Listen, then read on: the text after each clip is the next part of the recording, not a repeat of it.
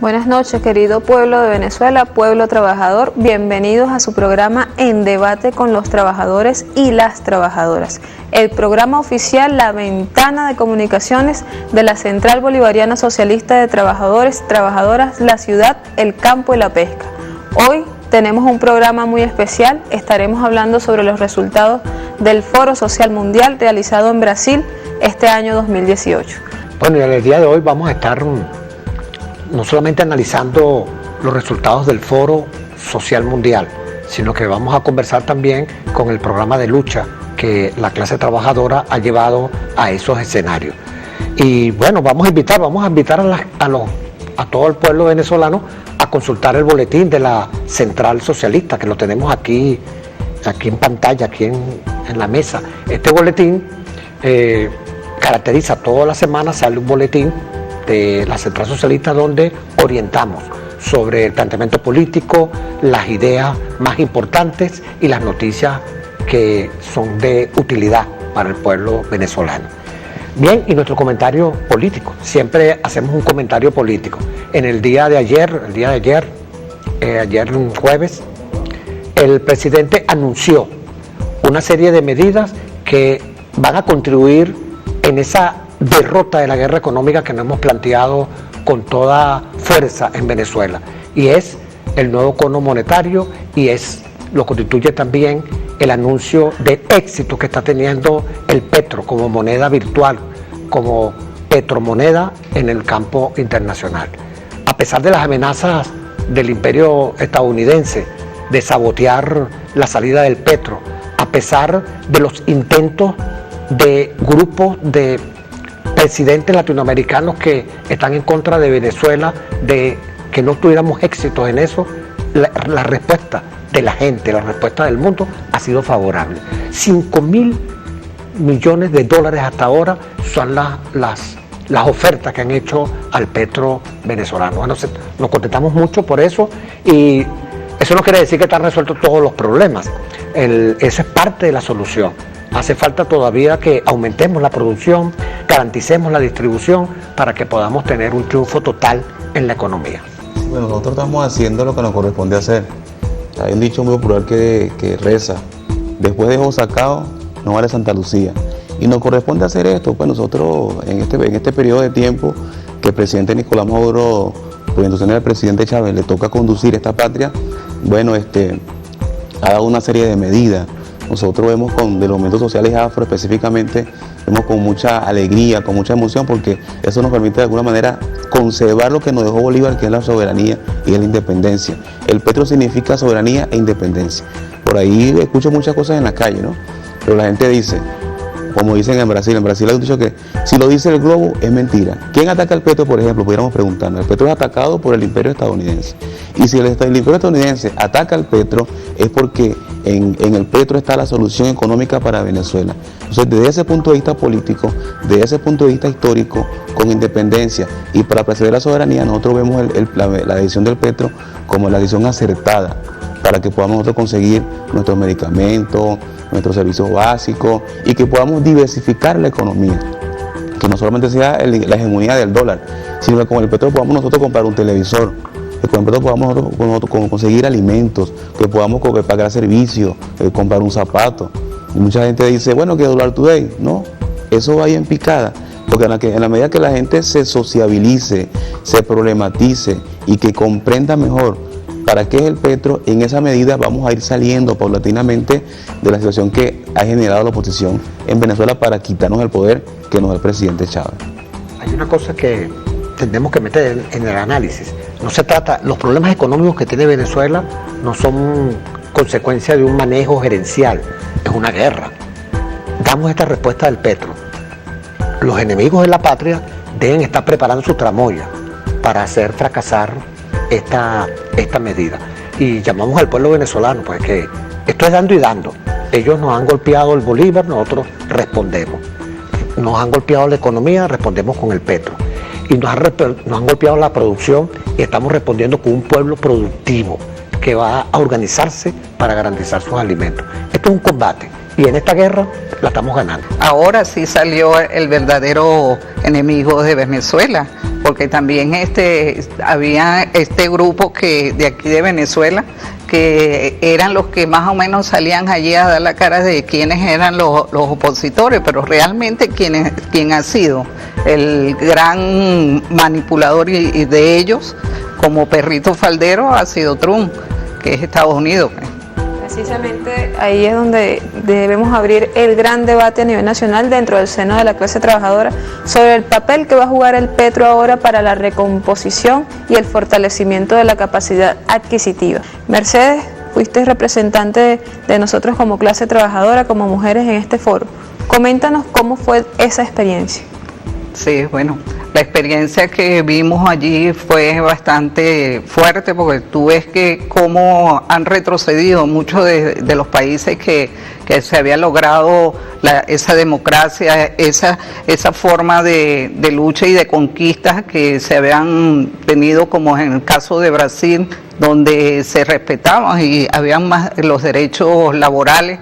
Hoy vemos cómo retrocedieron, donde muchos de los logros, como tienen que ver con las prestaciones, con las pensiones, todo eso ya ha tenido mucho retroceso. Igualmente la persecución, ¿no? Porque es una de las cosas más fuertes de lo que nos explicaban allá, y el femicidio que se está teniendo en cada una de las comunidades. Lo que pasó con la compañera concejal y que la asesinaron, una líder, una mujer que fue elegida con la mayor cantidad de votos de Río de Janeiro, y que, bueno, sencillamente porque como estamos viendo las masas, la gente la escuchaba, la gente, bueno, creía en esa líder, bueno, sencillamente la liquidaron, la mandaron a matar y para que el pueblo callara, pero vimos todo lo contrario. Inmediatamente las reacciones fueron bastante fuertes, la gente salió a la calle, las mujeres que en vanguardia, eso lo vimos muchísimo en la discusión de la mesa, cómo las mujeres están allí peleando y saliendo, exigiendo pues que pararan todo lo que es la agresión contra la mujer.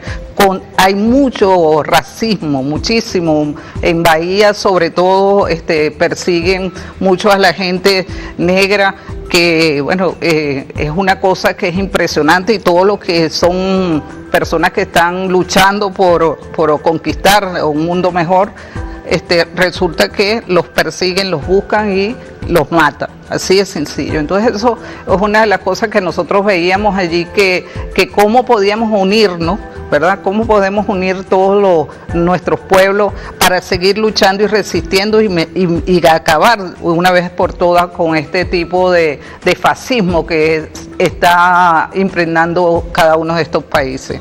Sí, bueno, Salvador de Bahía es una gran experiencia, ¿no?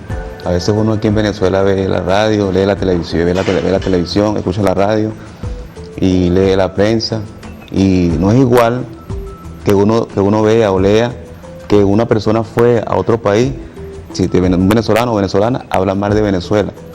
Cuando tú lo ves en una mesa de trabajo que está explicando metódicamente que Venezuela es un estado fallido y tal y qué sé yo, tú dices, perro, o sea, la cosa es en serio.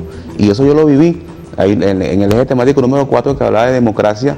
El título era ¿Cómo salir de la crisis en Venezuela? Y como habían 19 ejes temáticos en el foro, bueno, cada quien estaba repartido en una mesa. Cuando voy al foro, a esa mesa, me encuentro con dos personas venezolanas, dos profesores universitarios, que muy metódicamente explicaban por qué Venezuela era un estado fallido y por qué había que salir y cómo había que salir de la crisis en Venezuela. Rápidamente me tocó cimarronear. Cuando ellos terminaron su exposición, yo pedí la palabra y aclaré y argumenté ferozmente, enérgicamente, que estaban equivocados. ¿Cuál fue la respuesta de estas personas? Me mandaron a callar. El escolta de uno de esos que estaba allí, que no voy a nombrar para no, me dijo en portugués, cala boca, cállate la boca. Y yo decía, pero yo me hice como que no entendía el portugués y yo seguí conversando. Pero ¿qué es lo significativo? Que una gente de Venezuela vaya a otro sitio a malponer nuestra patria sin ninguna argumentación. Eso es algo inaudito. De hecho, la gente que estaba allí en esa mesa no atendió el llamado de esta gente, porque finalmente ellos planteaban allí que para salir de la crisis en Venezuela había que salir el presidente Maduro, y que para salir el presidente Nicolás Maduro tiene que haber una componente con una fuerza armada, y eso lógicamente ameritó la respuesta enérgica de un cimarrón como fuimos nosotros allá a Salvador Bahía. Otra cosa que me llenó mucho de regocijo por un lado, ¿no? y de incomodidad por otro, es que la lucha venezolana en cierta manera se han venido saldando con mucho esfuerzo. Nosotros entregamos recientemente la vivienda a 2 millones, pero en Brasil todavía se pelea la gente dónde va a vivir. Entonces, oye, nosotros ya avanzamos en esa lucha. Mira, a mí me gustaría que hiciéramos hincapié en la denuncia de los asesinatos, porque a Venezuela se le acusa de violación de los derechos humanos, que es una falsa. Fíjense lo que está pasando en Brasil, la concejal, pero ayer, asesinaron a otro concejal, un suplente de concejal, y con eso van 14 asesinatos en el transcurso de este año 2018. Hay una arremetida contra el movimiento popular, no solamente allí. Acuérdense que mataron también en Argentina a un luchador popular. En Colombia, ya perdí la cuenta de cuántos luchadores sociales han asesinado. Es un plan que tiene, es tomar el gobierno, la derecha, hacer las reformas neoliberales y atacar a los dirigentes. Eso tiene que llamarnos la atención. Y aquí en Venezuela tenemos que ponernos las pilas, tenemos que estar atentos, porque ese es el plan que nos quieren imponer. Precisamente eso es lo inusual y lo extraordinario que el presidente Obama en su oportunidad decretó con Venezuela, porque ideológicamente y políticamente Venezuela tiene mucha fuerza, y una de las cosas que nos decían en Brasil era cómo hacemos nosotros para construir la revolución, para mantenerla. En pleno desarrollo del foro asesinan a la concejala Mireli, que además de ser concejala y ser fémina, ella también venía del movimiento LGBT y fue cuestionada LGBT. Marieli Franco, sí, venía del movimiento LGBT, además de ser concejala. Y eso de alguna manera, por eso fue estigmatizada, ¿no? Y ahí en Brasil dice que el móvil es político, porque ella enfrentó fuertemente las acciones que la policía de Temer desarrollaba en la favela de Brasil. De tal manera que lo que sucede con los asesinatos es una lógica que parte de la burguesía, del capitalismo, del neoliberalismo, como queramos llamarlo, porque en la Cuarta República observamos cómo en la historia hay desapariciones forzadas, asesinatos, móviles políticos, porque se veía la esperanza de un pueblo en una persona, y eso sucede en toda Sudamérica.